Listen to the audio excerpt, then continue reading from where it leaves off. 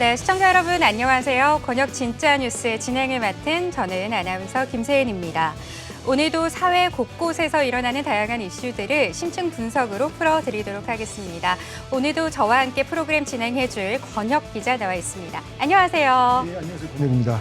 네, 저희와 오늘 또 함께 해줄 법무법인 20의 구본석 변호사 나와 있습니다. 네, 안녕하세요. 저는 법무법인 20의 구본석 변호사이고 해병대 1135기를 나온 해병 예비역입니다. 네, 반갑습니다. 자, 그러면 저희 프로그램 이제 본격적으로 시작을 한번 해보도록 할 텐데요. 첫 번째 순서는요, 이번 주 주요 뉴스를 전해줄 구소윤 캐스터가 준비했다고 합니다. 이번 주 주요 뉴스 전해드립니다. 지난밤 서울의 중심 시청역에서 충격적인 차량 돌진 참사가 이어졌습니다. 시청역 역주행 참사 희생자 9명의 발인이 오늘 오전 잇따라 엄수됐는데요. 유족들이 오열하는 가운데 희생자들의 직장 동료들도 출근길에 앞서 동료의 마지막을 지켜봤습니다. 사망자는 모두 30대에서 50대 사이의 남성들이었고 이 중 6명은 현장에서 즉사하고 3명은 심정지 상태로 병원에 이송됐지만 끝내 사망 판정을 받았습니다. 경찰은 오늘 오후 사고 운전자를 상대로 첫 피의자 조사를 하고 있습니다. 사고가 발생한 지 사흘 만입니다. 사고 운전자가 오늘 경찰 조사에서 급발진을 재차 주장할지 아니면 기존 입장을 번복할지 관심이 쏠리고 있습니다. 정부가 22명의 목숨을 앗아간 화성 리튬 전지 공장 화재 재발을 막기 위해 오늘 첫 회의를 열었습니다. 행정안전부는 오늘 이상민 장관 주재로 전지공장 화재 재발 방지 TF 첫 회의를 개최했다고 밝혔습니다. TF는 유사 사고 재발 방지를 위한 종합적 대책을 마련하기 위해 과기부, 산업부, 환경부, 고용부, 국토부, 소방청 등 7개 중앙부처와 경기도 민간 전문가로 구성됐습니다. 정부는 1차, 2차 전지 제조 업체의 안전관리 현황을 파악하고 관계부처와 합동점검을 추진할 계획입니다. 오늘 늦은 오후부터 중부지방에 장맛비가 시작돼 밤사이에는 전국에 폭우가 쏟아지겠습니다. 제주도를 제외한 전국이 장마권에 들겠는데요. 내일까지 충청과 전북에 최고 120mm 이상, 경기 남부에 100mm 이상의 폭우가 쏟아지겠고 서울을 포함한 내륙에도 30에서 80mm의 다소 많은 양의 장맛비가 내릴 것으로 보입니다. 이번 비는 내일 오후에 대부분 그치겠지만 토요일인 모레 서쪽에서 저기압이 또 한 차례 한반도로 다가올 것으로 보여 주말에도 전국에 장맛비가 내릴 전망입니다. 장마 시작 후 집중호우가 반복되며 많은 비가 내리고 있습니다. 그 영향이 누적돼 큰 피해가 발생할 수 있으니 대비가 필요하겠습니다. 최혜병 특검법을 놓고 여야 충돌이 계속되고 있습니다. 민주당 주도로 야당이 추진하는 최혜병 특검법이 어제 국회 본회의에 상정됐는데요. 이 법안은 지난 국회에서 윤 대통령이 거부권을 행사한 바 있습니다. 국민의힘은 특검법이 상정되자마자 필리버스터, 즉 무제한 토론에 돌입해 이틀째 이어가고 있습니다. 조금 전 우원식 국회의장이 필리버스터 강제 중단을 요구했는데요. 국민의힘 의원들이 항의했지만 현재 필리버스터 종결 표결에 돌입을 했습니다. 범야권이 특검법을 통과시키더라도 윤석열 대통령이 또다시 거부권을 행사할 가능성이 큰 상황입니다. 이 내용 잠시 후 심층 분석을 통해 자세히 알아보겠습니다. 지금까지 구소윤이었습니다. 네, 권혁 기자님, 저희가 이제 벌써 세 번째 방송인데요. 어떠세요? 네, 방송을 하면서 책임감을 정말 많이 느끼게 되고요. 저희가 추구하고 있는 진실 추적 저널리즘이라고 말씀드리고 있는데 실제로 저희가 그 이번 최혜병 사건을 준비를 하면서 네. 그 진실에 보다 더 가까이 가기 위해서 저희가 많은 내용을 오늘 준비를 했는데 그 내용이 오늘 여러분들하고 같이 교감하는 시간이 됐으면 좋겠습니다. 네, 맞습니다. 이번에 오늘 또 같이 나오셨는데요. 네. 어떻게 지금 준비하고 계신가요? 저는 갑자기 이제 출연 동보를 받고 오늘 나오게 됐는데요. 사실상 제가 많이 준비하지는 못했더라도 이 사건과 관련해서 좀 나름 관심이 있고 그리고 저도 해병대 나왔고 좀 같이 아는 사람들이 좀 있기 때문에 그래도 조금 제가 말할 수 있는 여지가 있지 않나 싶습니다. 실제로 구본석 변호사가 처음에 소개를 할 때 해병대 1135기라고 말을 예, 했죠. 맞습니다. 예. 네, 그러면은 대충 해병대를 다녀온 지 이제 얼마나 된 겁니까? 제가 2011년도 3월에 복무를 시작을 해서 2012년도 11월에 복무를 마쳤습니다. 아, 그렇군요. 한 10년 정도 그러면 지금 군 복무한 지가 조금 지났는데 그러면 예. 지금 논란이 되고 있는 여러 당사자들하고도 실질적으로 좀 어떻게 좀 안면이 있습니까? 어떻습니까? 좀 잘 알고 있는 사이라서 아, 그렇군요. 제가 말하고 있는 부분이 조금 약간 그 문제가 될 수도 있기 때문에 네. 제 선에서 적절히 답변하도록 하겠습니다. 네, 알겠습니다. 네. 네, 알겠습니다. 우리가 본론적인 내용은 조금 이따 또 들어볼 텐데 네. 또 준비한 다음 소식을 한번 좀 들어보죠. 네, 지금 국회에서 이제 투표가 진행 중인 것으로 알고 있는데요. 이 특검법에 대한 국민의 여론도 굉장히 궁금합니다. 이 국민의 여론 오지은 캐스터가 준비했다고요? 네, 안녕하세요. 이번 주 이슈를 함께 살펴본 오지은입니다. 국민 10명 중 6명 이상은 최혜병 특검법 도입에 찬성하는 여론조사가 나왔습니다. 진보층과 중도층에선 찬성이 압도적이었는데요. 보수층에서도 찬성이 43%를 나타내면서 지지정당과는 관계없이 일정 수준 이상의 지지를 보였습니다. 한국갤럽이 지난 25일에서 27일 전국 만 18세 이상 1,002명을 대상으로 현재 공수처와 경찰이 수사 중인 최혜병 사건에 특검을 도입해야 하는가라는 질문에 대한 여론조사를 실시한 결과 특검을 도입해야 한다는 의견이 전체의 63%로 집계됐고 특검 도입이 필요 없다는 반대 의견은 26%, 보류는 11%로 조사됐습니다. 지난 5월 2주차 조사에서는 특검 도입에 찬성하는 의견이 57%, 반대는 29%, 의견 보류는 14%의 결과를 나타냈는데 약 7주 사이에 찬성 의견이 5%포인트 증가한 겁니다. 정치 성향별로는 진보층에서 82%, 중도층에서 73%가 특검 도입을 요구했고 보수층에서는 찬성 43%에 이르면서 전반적으로 높은 관심을 보였습니다. 이번 조사는 무작위 추출된 무선전화 가상번호의 전화조사원 인터뷰 방식으로 진행됐으며 표본 오차는 95% 신뢰 수준의 플러스 마이너스 3.1%포인트입니다. 응답률은 11.8%입니다. 자세한 내용은 중앙선거 여론조사 심의위원회 홈페이지를 참고하면 됩니다. 어제 오후 민주당이 국회 본회의에서 단독으로 최혜병 특검법을 상정했었죠. 상정은 표결에 붙여질 수 있는 단계인데 국민의힘은 법안 통과를 막기 위해 무제한 토론에 들어갔었습니다. 민주당에서도 맞불 토론으로 대응했죠. 하지만 오늘 오후 토론 종결권을 통해 필리버스터가 강제 종료되면서 현재 필리버스터 종결 표결 중에 있습니다. 종결 선언 후 고성이 오가기도 했는데 국민의힘은 정쟁용 특검법 처리에 동의할 수 없다며 법안이 통과될 경우 윤석열 대통령에게 제2요구권 행사를 적극 건의할 방침이라고 밝혔습니다. 정부와 여당이 한 목소리로 특검법의 위헌성을 지적하는 가운데 대통령실 역시 사실상 제2요구권 행사를 예고한 상태여서 당분간 여야 간 대치는 계속될 것으로 보입니다. 이슈 브리핑 오지은이었습니다. 네, 오늘은 이렇게 최혜병 특검에 대해서 이제 저희가 심층 분석을 조금 해보려고 하는데요. 권 기자님, 그러면 일단 사건의 발단부터 저희가 조금 알아봐야 될 것 같습니다. 이 이야기 좀 간단하게 해주시죠. 저희 준비된 영상이 아직 준비가 안 됐습니까? 네. 네. 바로 준비된 영상을 보시고 나서 저희가 네. 여론조사에 관련된 준비된 영상을 한번 보시겠습니다. 연초에 신년 여론조사를 경향신문이 했습니다. 네네. 이때도 필요하다 응답이 73이었어요. 아, 그랬군요. 경향신문이 엠브레인에 맡겨가지고 조사한 네. 거에서도 네. 필요하다 73. 이거 상당히 높고 네. 그런데 당시에는 막 불타오르고 있지는 않았었거든요. 아, 네. 근데 이걸 여기다 불 지른 게 언제냐? 3월 초예요. 네네.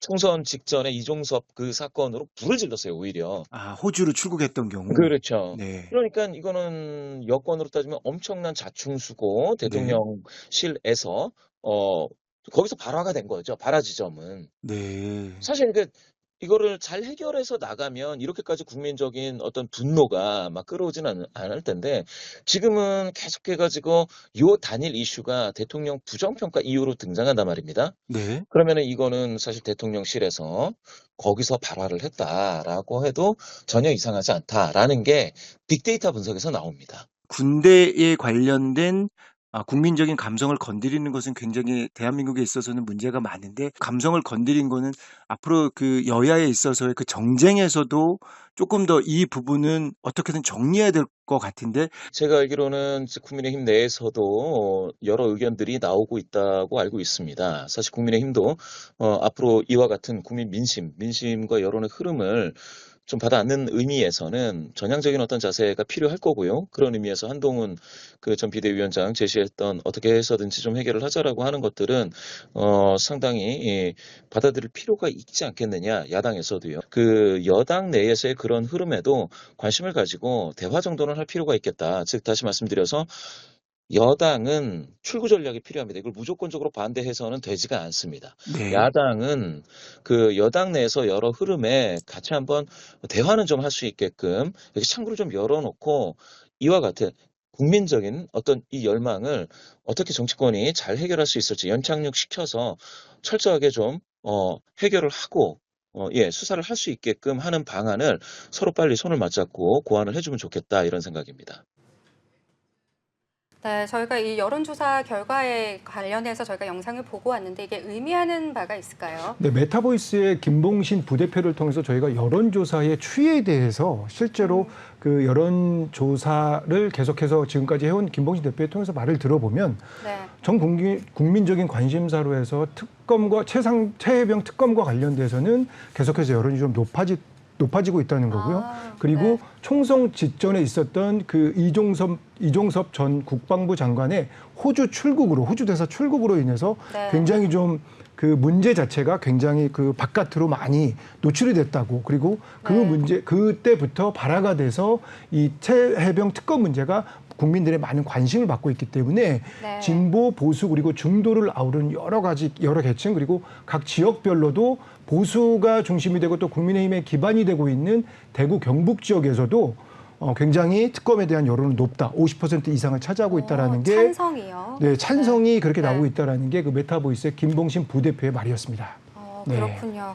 그러면 저희가 다시 한번 이 사건으로 돌아와서 이 사건의 발단부터 한번 살펴보도록 하겠습니다. 이 내용 좀 설명해 주시죠. 네, 여러분들께서도 많이 아시겠지만 사건의 발단은 작년 2023년 7월 19일 해병대 1대대 네. 수사 장병으로 있는 최혜병이라는 그 해병이 네. 수색 작전에 나갔다가 네.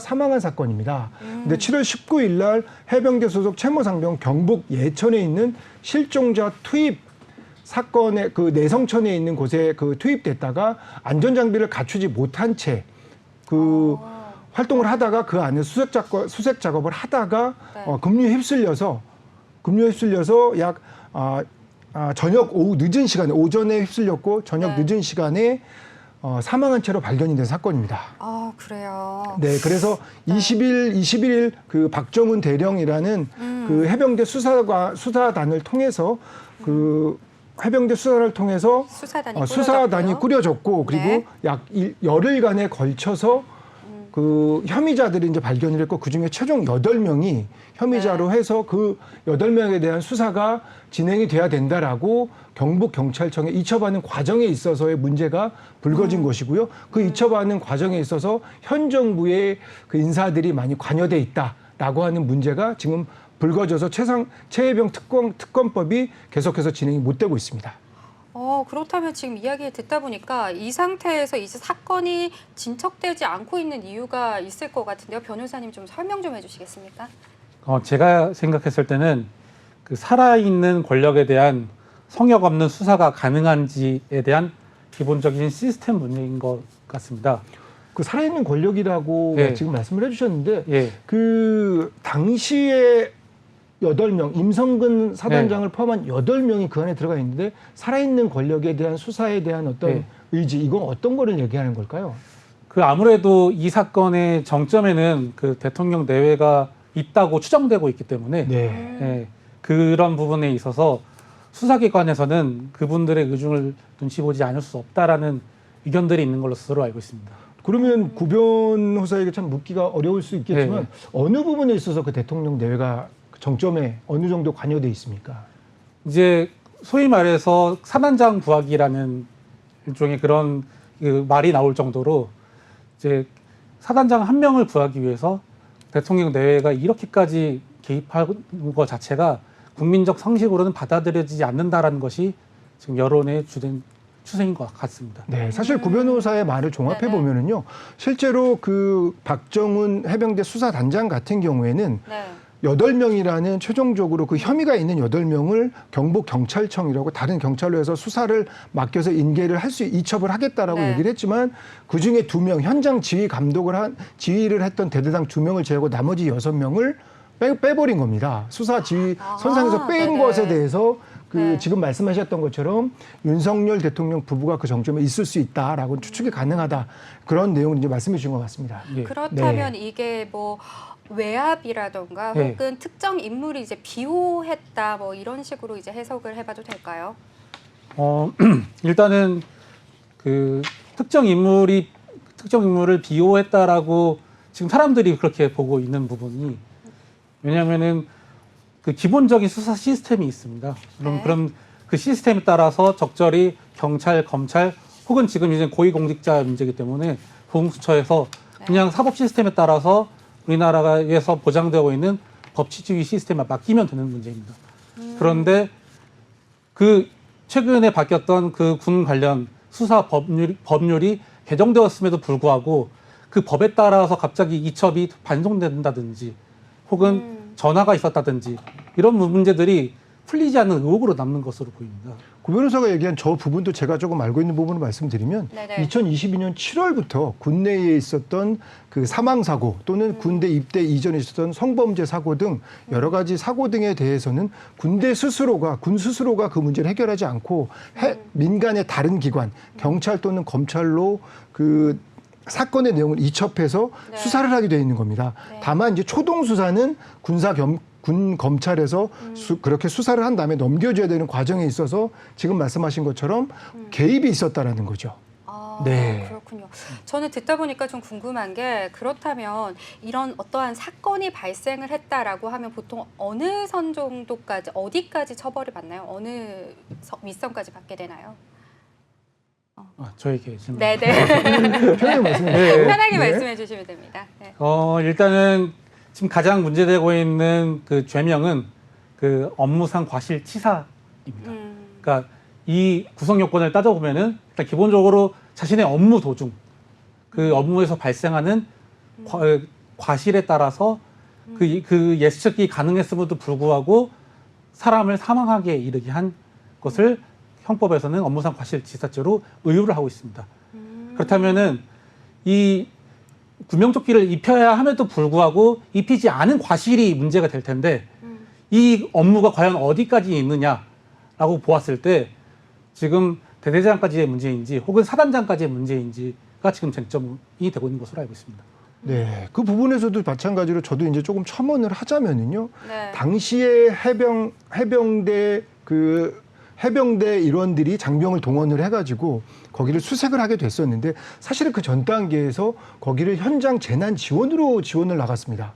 그러니까 뭔가 이렇게 도로가 유실됐으면 거기를 좀 막고 그리고 네. 통제를 조금 해가지고 거기가 좀 안전한 그건 어떤 대민 지원을 해서 나갔는데 막상 현장에 도착해 봐서는 강물에 실제로 들어가서 거기서 실종자를 수색하는 그런 상황이 된 거죠. 그때 당시에는 이제 비가 많이 와가지고 네. 뭐 10명 이상의 실종자가 있었기 때문에 한 명의 실종자를 찾으면 포상 휴가를 14박 15일 뭐 이런 식으로 준다라고 포상을 오. 걸었기 때문에 네. 그 해병들에 대한 어떤 그런 위험을 독려하면서까지 거기 안에 그 강가로 좀 들어간 게 있고요. 그렇게 할 때에도 어떻게 보면 지금 구 변호사가 말씀하신 것대로 안전장비, 구호장비, 뭐 조끼나 또는 그 장화가 아닌 뭐 어떤 군화 이런 것들을 신었어야 되는데 아시겠지만 저희가 장화를 신고 어떤 깊은 곳에 들어가게 되면 장화에 물이 들어가서 발이 따로 놀게 됩니다. 더 무거워지죠. 그리고 그 장화 자체가 또 무릎까지 올라오는 장화여가지고 굉장히 이동이 불편했었는데 거기에 플러스 또 어려웠던 굉장히 그 당시 상황을 안 좋게 만들었던 것은 일반적으로 일자로 서서 강을 이렇게 수색하게 됐는데 그 당시에는 바둑판식이라 그래서 9명을 3명씩 세웠어요. 정상 사각형처럼. 그래서 거기에서 하다 보니까 이게 되게 좀 안 좋은 상황이었고 거기다 또 천이고 급류가 빠르다 보니까 네. 그 안에 있던 집안 자체가 모래나 또 흙이었기 때문에 유실이 될 수 있는 가능성이 굉장히 좀 컸습니다. 그래서 그 당시에 최혜병 같은 경우에도 네. 자신의 밑에 있던 그 흙들 거기에서 갑자기 그 흙이 급류에 휩쓸려 무너지는 바람에 한꺼번에 휩쓸려 갖고 총 5명이 빠졌는데 2명은 헤엄쳐서 스스로 나왔고요. 2명은 간부가 구했고요. 최혜병은 아토피를 앓고 있어서 수영을 잘 못했는데 네네. 그렇게 휩쓸려서 급류에 휩쓸려서 떠나게 돼서 떠내려가게 돼서 이번 참변을 당하게 된 겁니다. 그러면 이런 상황을 미리 예측할 수는 없었을까요? 이렇게 네. 뭐 재난 상황이고 이랬었는데 왜 그렇게까지 해병대를 막 이렇게 푸시해서 넣었을까요? 보통 이런 해병의 그런 어떤 그 대민 지원을 나갈 때에는 예. 현장에서 계속 뭐 어떤 명령 같은 걸 좀 하달해 주지 않습니까? 안전하게 어떻게 임무를 수행하라라는? 이 기본적으로 그 해병대원들이 물에 입수를 하는 과정에 있어서는 기본적으로 구명조끼를 입히는 것이 가장 기본적인 지침입니다. 그건 해병대원뿐만 아니라 일반인들도 그건 당연히 그렇게 생각을 할 것 같아요. 예. 심지어 그 바다에서 훈련하는 해상 훈련에 있어서도 정말 그 숙련된 조교나 혹은 간부급이 아니면은 반드시 구명조끼를 입히도록 되어 있습니다. 그렇다면 이번에 그러니까요. 착용하지 않았던 이유는 뭐였을까요? 그게 참 말하기도 연구스러울 정도로 굉장히 어려운 부분인데 왜냐하면 네. 그 사단장인 책임자가 저희 그 당시에 이제 추측 또는 나온 이야기로는 빨간 옷을 입고 장화를 신고 해병대 모자를 쓰고 거기에 들어가서 정확하게 사진을 찍어서 이렇게 좀 뭔가 좀 이렇게 보이게 하려고는 의도가 좀 많았다라고 뭐 언론을 통해서 많이 좀 나온 얘기들이 있습니다. 굉장히 좀 안타까운 부분입니다. 네. 그리고 이전에 임성근 사단장 같은 경우에 2022년에도 그 남부지방에 폭우가 발생을 했을 때 해병대에서 운용할 수 있는 여러 가지 그 군 장비를 통해서 실제로 실종자 또는 어떤 구조 활동에 참여해서 그때 당시에 그 윤석열 대통령이 서울에도 비가 많이 왔었을 때에 있었던 네. 굉장히 여론적으로 안 좋은 상황을 임성근 사단장이 남부지방에서 활약을 많이 하면서 그 여론을 반전시킨 적도 있었거든요. 네네. 그러면서 그때의 친분이 더 쌓였거나 두터워진 건 아닌가 이런 어떤 네네. 언론에 대한 보도도 있었습니다. 그렇군요. 자, 그럼 저희가 주제를 전환해서 정부의 입장에 대해서 이야기를 좀 나눠보고자 합니다. 현재 정부의 쟁점은요, 특별검사 임명권을 민주당이 사실상 행사하기에 불합리하다라는 주장을 펼치고 있는데요. 여야 합의 없이 강행 처리한 특검법에 또 특별검사 후보 추천권을 더불어민주당이 사실상 독점하면서 대통령의 임명권 침해와 상권 분립 위배라는 입장을 펼치고 있습니다. 이에 대해서 변호사님 어떻게 생각하실까요? 일단은 그 특검에 있어서 임명권은 현재 그 민주당이 발의하고 있는 특검법은 그 대통령이 포함되어 있지 않은 교섭단체에서 1인 추천권이 있고 네. 그것은 곧 민주당이겠죠. 그리고 나머지 비교섭단체에서 1인 추천권이 있는 거죠. 조국혁신당에서도 추천할 수 있습니까? 예, 그래서 네. 가장 유력하게 검토되고 있는 것이 조국혁신당에서 1인 추천하는 것인데 어제자로 조국 그 혁신당의 대표인 조국 의원이 우리는 양보하겠다라고까지 한 상황입니다. 네. 왜냐하면은 아무래도 현 정부와 가장 대립각을 세웠던 것이 조국 혁신당 입장이니까요.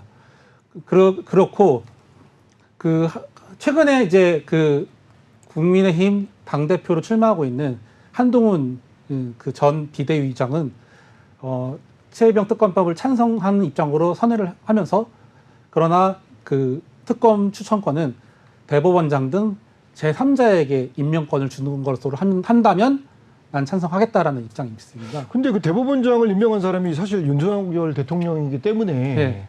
그렇게 약간 좀 논란의 여지가 좀 있을 것 같고요. 그리고 네. 변호사님 말씀하신 것처럼 대한변호사협회 같은 경우에도 그 특검에 들어가는 특검 인사들을 같이 추천을 하잖아요. 네. 그 안에서 또 민주당이나 그 또 다른 교섭 외 단체에서도 네. 추천을 할 수가 있는데 사실 그 부분에 대해서도 저도 이제 말씀을 드리고 싶은 건 뭐냐면 네. 이전 정권까지만 하더라도 그렇게 했었습니다.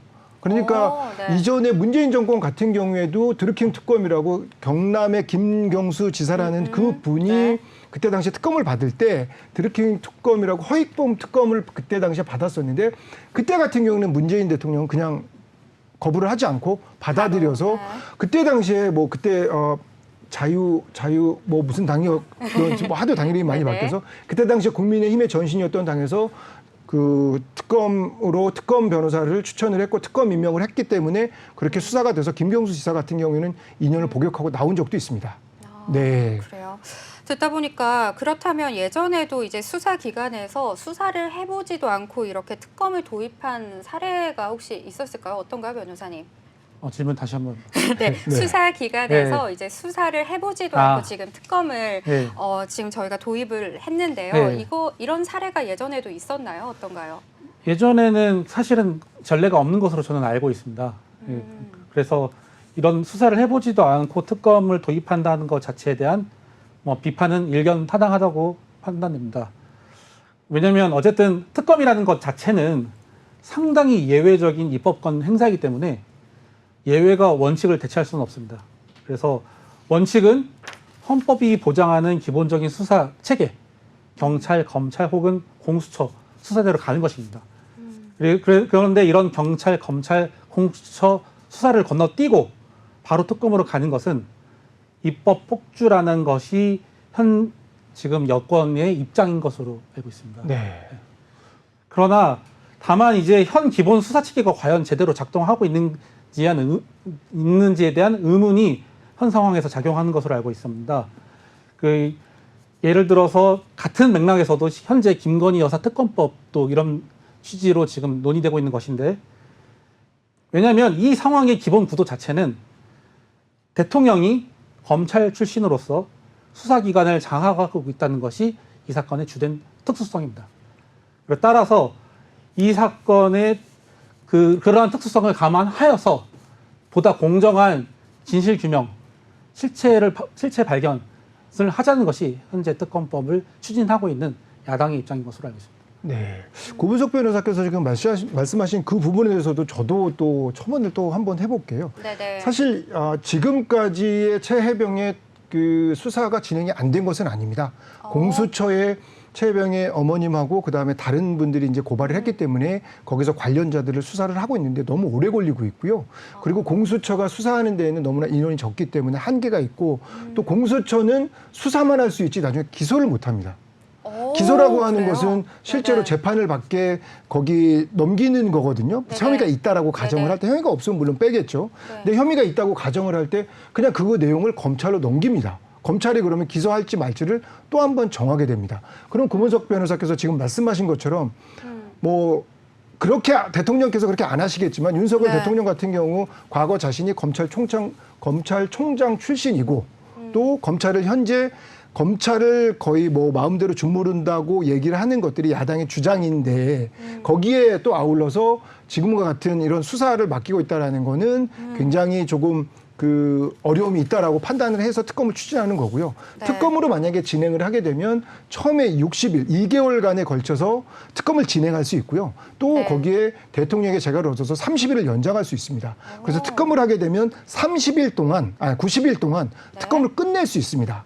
그리고 특검이 끝나게 되면 특검은 조사를 했기 때문에 수사를 했기 때문에 본인들이 직접 기소도 할 수 있고 그러면 특검 담당 검사가 나와서 내지는 특별검사가 나와서 자신들의 입장을 가지고 실제로 재판에 참여해서 네. 법을 죄의 유무를 다투게 됩니다. 그렇군요. 그럼 저희가 준비된 영상이 하나 더 있다고 하는데요. 일단 영상 먼저 보고 저희가 오셔서. 사실 지금 준비된 영상은 어떤 영상이면 되게 좀 마음이 아픈 영상인데요. 그래요? 이 최혜병 같은 경우 이제 수사가 끝나고 나서 그 일정 부분의 군사 검찰에서 수사가 끝나고 난 다음에 그것을 경북 경찰청으로 이첩을 했습니다. 네네. 경북 경찰청으로 이첩을 했다는 것은 법적인 그 절차대로 따른 것인데요. 네네. 근데 그 경북 경찰청에서는 수사를 하지 못하고 그걸 다시 대통령실과 관계된 국방부와 관계된 다른 곳으로 또 넘기게 됩니다.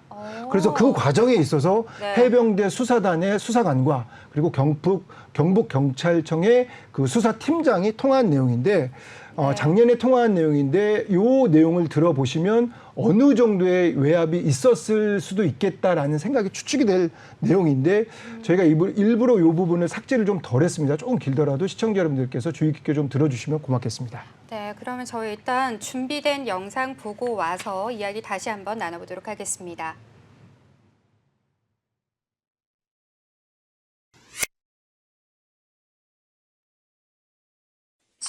그러니까 저희는 나름대로 저희 입장 전부 다 설명을 좀 드렸고, 현재 지금 이렇게 한 부분에서 모든 걸 다 내려놓고 말씀 다 드렸습니다. 네네네. 근데 이제 이렇게 되다 보니까, 그러니까 저는 개인적으로 담당선에서 좀 그러한 부분들이 너무가 이해가 안 되고, 그리고 아까도 저희가 말씀드렸지만, 이러한 외압적인 부분에 대해서 저희도 이렇게 하지만은, 청에서 보면 외압이 들어올 거다라고 저희가 말씀드린 건데, 네.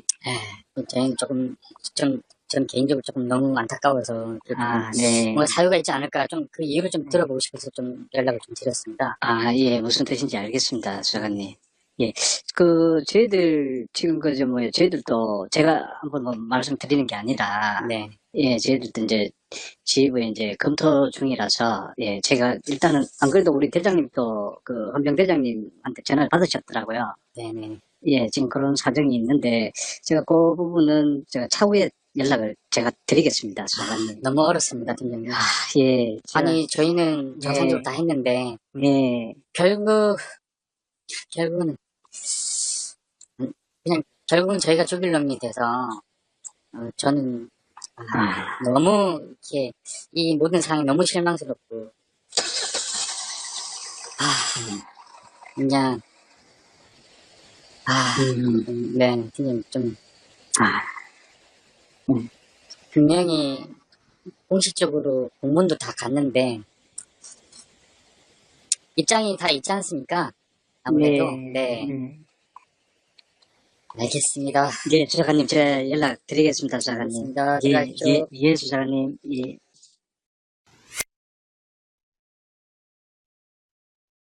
팀장님, 여보세요? 예, 예, 예. 이거 너무한다고 생각 안 하십니까? 저희가 범죄자 취급받으면서 지금 압수수색 당하고 있습니다. 사람이 죽었습니다. 사실 규명을 위해서 그 책임자 찾고 진실 밝히고 이게 뭐가 잘못됐습니까? 왜 경북청에서는 왜 아무것도 안 하십니까? 왜 그러십니까? 진실 밝힌 게 잘못됐습니까? 아니, 그건 잘못된 거 아닙니다, 수사관님. 근데 왜 우리가 압수수색 받고 이렇게 범죄자 취급을 받아야 합니까?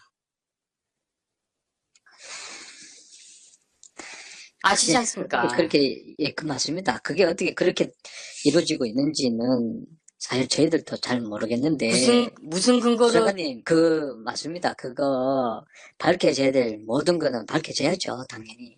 맞습니다, 수사관님. 죄송합니다. 예, 수사관님, 죄송합니다. 팀장님, 뭐, 이유 없는데, 죄송합니다, 팀장님. 아닙니다. 진짜 수사관님, 저도, 진짜. 근데 수사관님, 밝혀질 건 밝혀져야죠.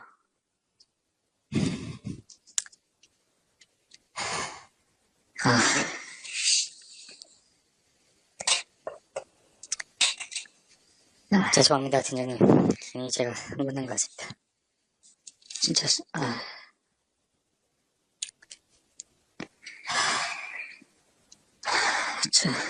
예.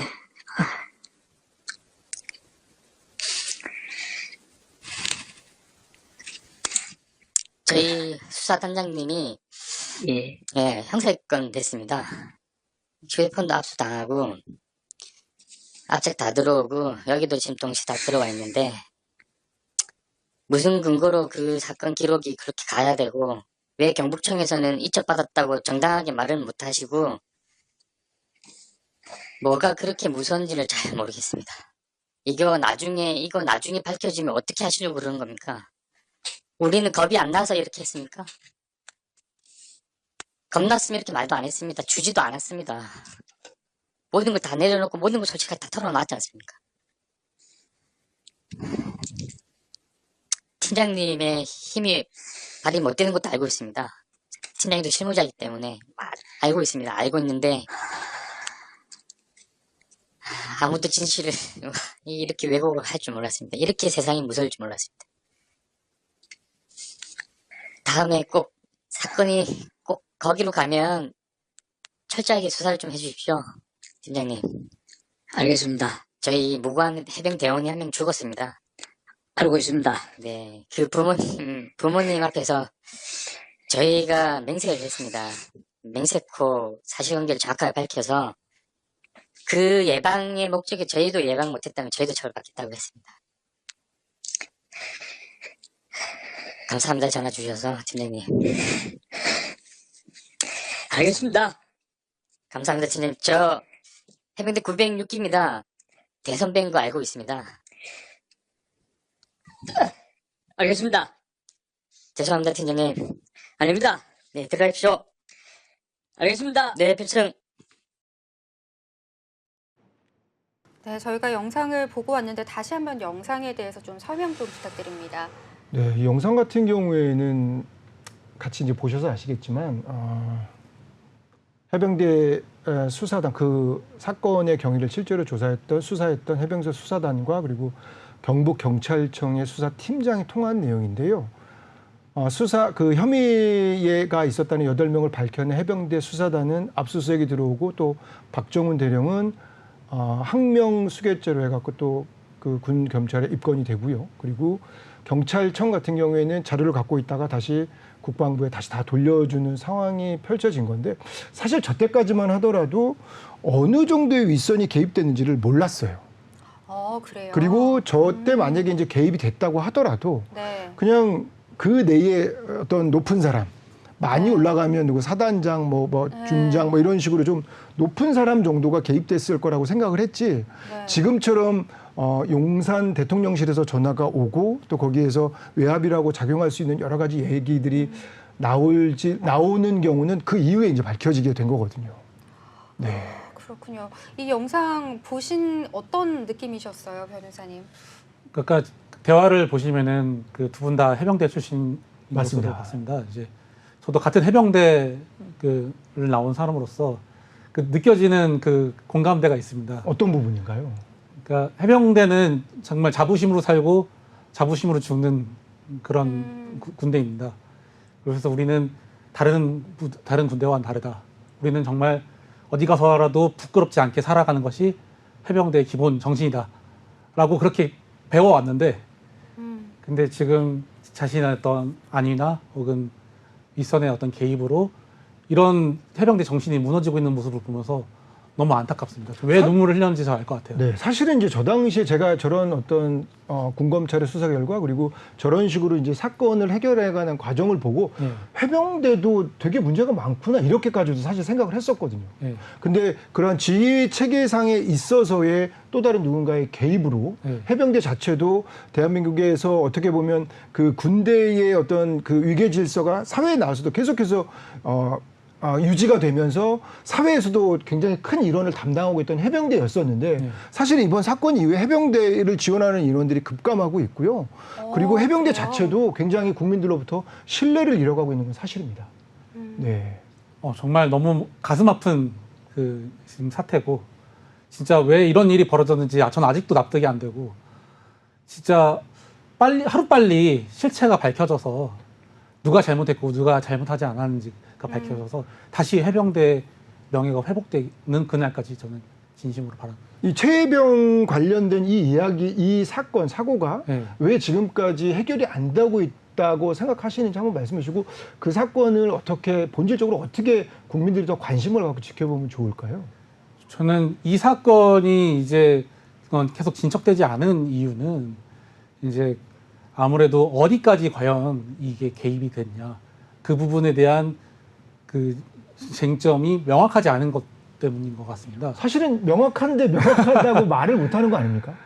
뭐 이제 그거를 수사를 통해서 그렇죠. 밝혀졌거든요. 그게 이제 특검이죠. 예. 네. 왜냐하면 어쨌든 헌법에서는 무죄 추정의 원칙을 기본으로 하기 때문에 그렇죠. 네. 예, 최종 확정 판결 받기 전까지는 그거를 확정적인 사실로 픽스할 수는 없거든요. 그래서 이제 그런 의혹들이 나오는 건데, 근데 문제는 지금 현재 수사에서 그것들을 밝히지 않거나 혹은 못하고 있거나 뭐 어떤 형태로든 크게 진척되지 않는 가장 중요한 문제라고 생각합니다. 그럼 그렇기 때문에 어떻게 보면 특검은 꼭 필요하다는 그 의견에는 뭐 의견을 좀 모을 수가 있을 수도 있겠네요. 그 최혜병 특검과 관련된 그 많은 관심이 있는 분들 같은 경우에는. 저는 사실은 그 특검은 지금 어쨌든 전 국민이 실시간으로 이 사태에 주목하고 있는 그렇죠. 이 지금 오늘까지도 그렇죠. 예, 지금 예, 예. 이 시간까지도. 맞아요. 오히려 현 정부랑 그 여권에서 지금 자신들이 무너지고 있는 신뢰를 회복할 수 있는 아주 결정적인 계기가 될 것이라고 생각합니다. 역으로. 예. 네네네. 그래서 정말 떳떳하다면 여유롭게 특검을 수용하고 그 의혹되는 사실들을 모두 떨쳐낸다면은 오히려 대통령 지지도와 여당 지지율이 올라갈 것이고 오히려 야당은 역풍을 맞을 거라고 저는 생각을 하고 여소야대 국면에서 국정 기조에도 탄력을 받을 거라고 생각합니다. 그렇기 때문에 이것은 단순히 여대 야 혹은 진보 대 보수의 문제가 아니라 정말 국민 대 국민으로서 그 가장 우리 모두가 받아들일 수 있는 가장 기본적인 제도라고 생각합니다. 그렇군요. 지금 오늘 현재 이제 필리버스터가 종료가 되고 지금 표결이 진행 중인 것으로 알고 있는데 앞으로의 전망 어떻게 보시나요, 변호사님?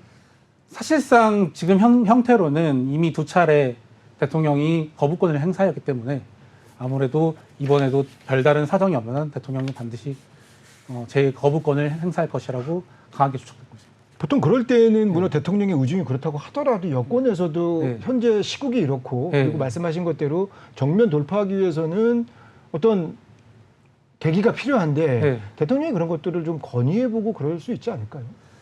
근데 제가 대통령을 잘 모르지만 현 대통령은 그런 것에 이렇게 영향을 받는 사람은 아닌 것으로 그렇다고 하더라고요. 네. 네. 지금 보여지고 있습니다. 네.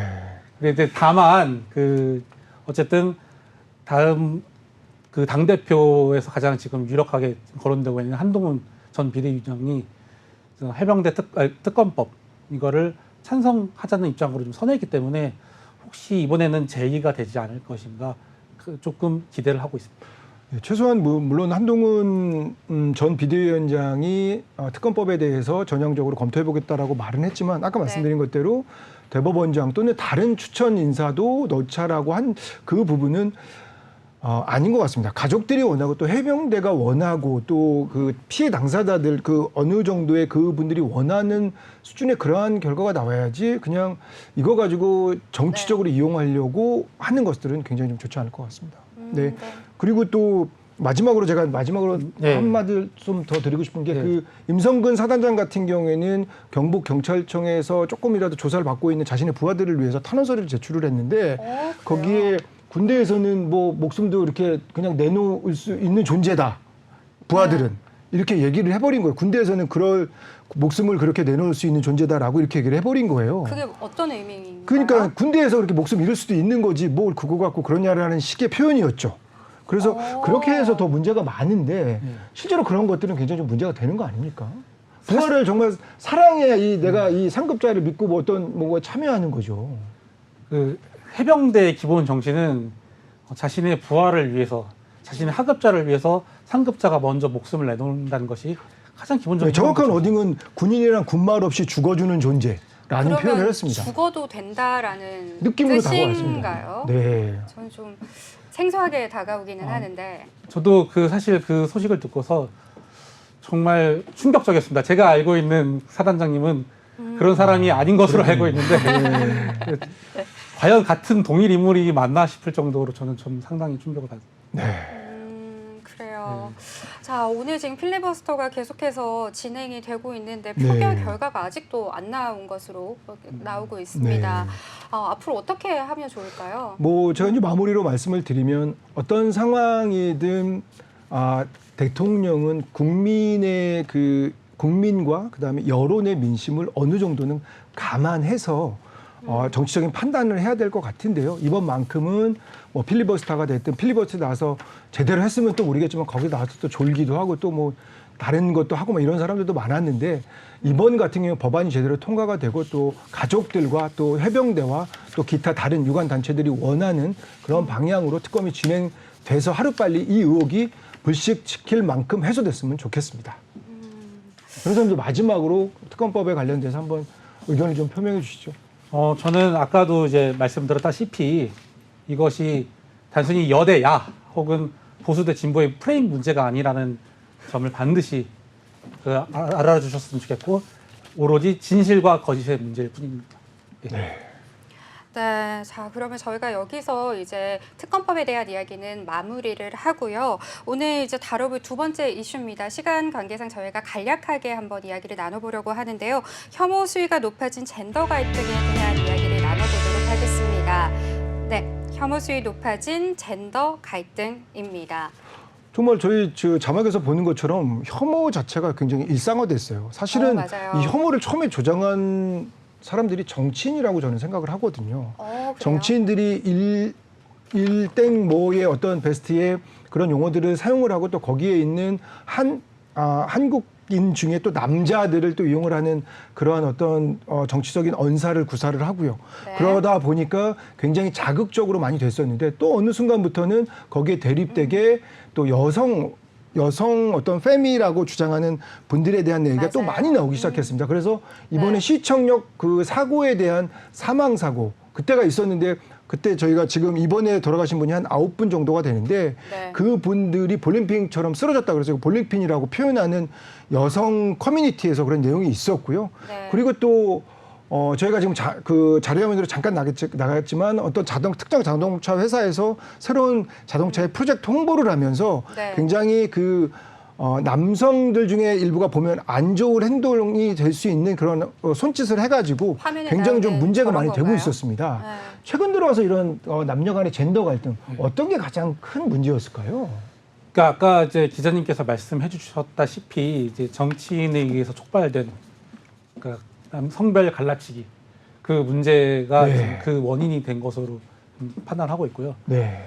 특히 이제 요즘 같이 그 경제 성장률이 이제 점점 떨어지고 있고 이런 사회에서 각박해지다 보니까 거기서 처음에 불씨를 던졌지만 이것이 서로에게 혐오와 혐오를 조장하는 그런 것들이 되면서 이제는 남성과 여성이 하나의 그 공동체를 이루는 것이 아니라 서로의 적대 관계를 보여주는 이 모습들이 너무 안타깝습니다. 그렇죠. 사실은 저런 부분에 있어서 언론의 책임도 크다고 볼 수 있습니다. 맞아요. 왜냐하면 실제로 그런 어떤 커뮤니티 또는 유튜브 일부에서 나온 얘기를 그걸 가가지고 또 언론에서 크게요? 뽑아가지고 주구장창 떠들어요. 이런 일이 크게 있었다, 이런 일이 확대해서 있었다 이러면서 그래서, 그런 얘기를 하니까 또 네. 거기에 내가 뉴스에 나왔어 이러면서 또 유튜브에 들어가가지고 거기에 신상 털기를 또 막 하면서 네. 이런 일들이 있는데 만약에 인터넷이 발달하지 않았다면 이건 그냥 우리 주변에서만 내지는 인터넷이 발달했다고 하더라도 폐쇄적인 그 커뮤니티에서만 일어날 수 있는 일인데 언론에서 자극적인 소재를 찾다 보니까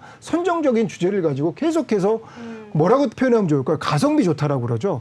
굉장히 그 돈은 안 들이고 시청률을 또 많이 이렇게 좀 맛볼 수 있는 그런 거. 또 저희가 이제 일반적으로 얘기하는 막장 드라마를 욕하면서 본다라고 하는 그런 것처럼 이런 것들을 언론들은 부추기지 않고 있는 반성도 또 필요합니다. 네. 그렇죠. 이 젠더 갈등 혹시 일하시면서 겪어보신 적이 있으세요? 어떠세요? 이제 아무래도 이제 성범죄 관련해서 최근에 이제 가장 문제되고 있는 점이 있습니다. 특히 최근에 그 동탄 그 화성 경찰서 맞습니다. 사건과 네. 관련해서 과연 피의자의 진술만으로 수사하는 것이 과연 적절한 것인가는 현재 법 쪽에서도 아주 뜨거운 감자로 떠오르고 있습니다. 네, 맞습니다. 네, 말씀드린 것대로 네. 법 쪽에도 그렇고 경찰도 그렇고 검찰도 그렇고 전반적으로 언론은 특히나 반성하면서 좀 젠더 갈등을 서로가 책임이 있다라고 받아들여야 될 것 같습니다. 네, 그렇군요. 자, 저희가 오늘은 이 최혜병 특검에 대해서 조금 자세히 조금 알아봤었는데요. 오늘 지금 표결 결과가 이제 나온다고 합니다. 이 결과 저희가 좀 주목해서 이제 살펴보고요. 시간이 된다면 저희가 다시 한번 이 이야기에 대해서 한번 나눠보면 좋을 것 같습니다. 네. 오늘 방송 함께 해주셨는데 어떠셨어요? 간단하게 말씀해 주시죠. 급작스럽게 준비되지 않은 상황에서 방송을 하게 됐지만 그래도 의미 있는 시간이었고요. 네. 오히려 더 저 자신을 한 번 더 되돌아보게 되는 계기가 되었습니다. 네. 네, 감사합니다. 자, 오늘 저희가 준비한 순서는 여기까지고요. 저희 다음 주에는 조금 더 알찬 소식 가지고 여러분들 찾아뵙도록 하겠습니다. 오늘 함께해 주신 시청자 여러분 고맙습니다. 네, 감사합니다.